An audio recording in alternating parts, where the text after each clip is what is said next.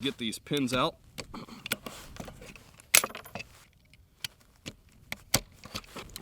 There you have it. Giselle Tricon out. Don't need that thing anymore.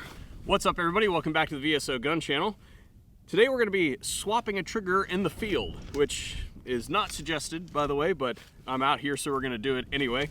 This is my MI15F. You guys have seen it many times on the channel before. It's got a Geisley trigger in it. I want to just get a different look.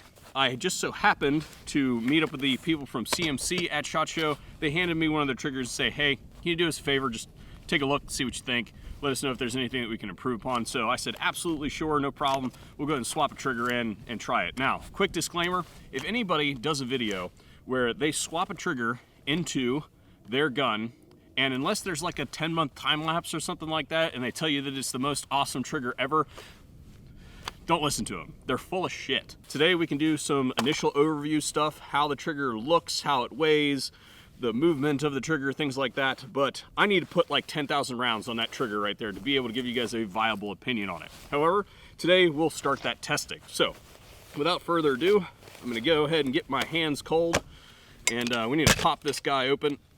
And one of the things that we're gonna find out real quick is whether the CMC trigger pack can be swapped in with the selector, or I suppose this is a semi-auto gun, so we're gonna not call that a selector. This is a safety.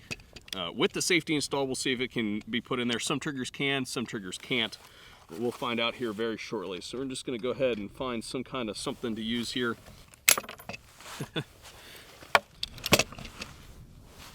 Triggers out. There you have it.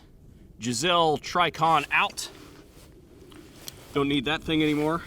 It appears that we have some anti-lock type pins in here, and they are the Torx screws, which is good. Any small screw that's about this size should not be a hex screw. It should be the star screw, also known as the Torx bit, because it increases the surface area of the tool, less likely to strip out. This is our trigger pack here, and as you can see, it's a flat trigger with a hook on the end of it. The other thing I wanted to note on this thing is this is non-adjustable, which I like that it's not adjustable. Everybody, when somebody says to me that they want an adjustable trigger, what that tells me is that they don't know how to shoot. I would prefer that a company who makes a trigger, they lock that in, and then you can then tune it by using a stone or something like that to improve it if you so choose, or if you want to take it to a gunsmith and have that done.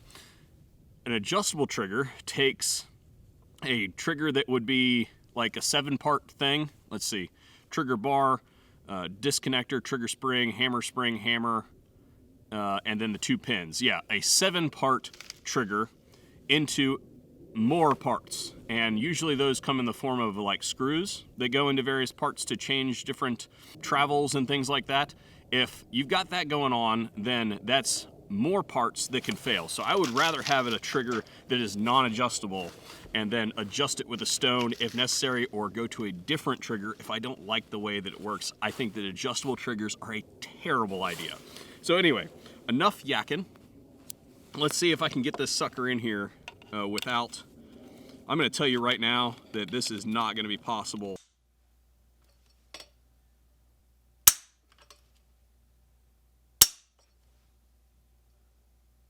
So all that remains here is to function check this thing, and I have a C Products magazine. This is the aluminum variety in green, and I'm going to shoot like 200 yards, so we're just going to go ahead and leave the eye protection off. Do not do this at home, but does it work? Let's find out.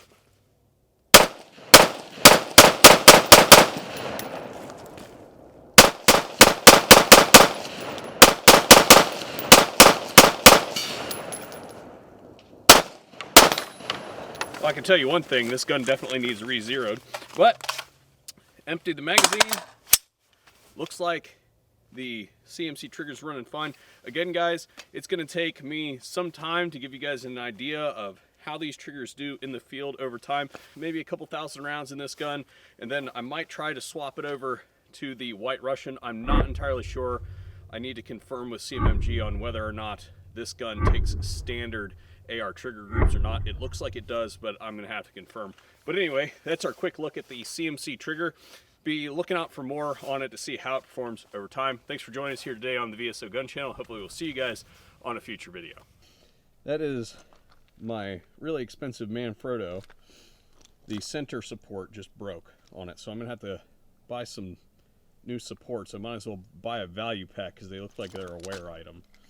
Man, no luck if it isn't bad luck. See, this is what I'm talking about having good tools. Well, I have good tools when you're gonna trash them. Oh, it's cold. No dexterity. This is all getting cut anyway. Somebody said something on a live show the other day. They really like it when I include bloopers at the end. You all should watch to the end because there's almost always bloopers. And if somebody takes themselves so seriously that they can't come to terms with the fact that they are not perfect, you probably shouldn't be watching them anyway. Oh my gosh, this hurts so bad. Why won't you go in your home? Sorry, I had to light a fire.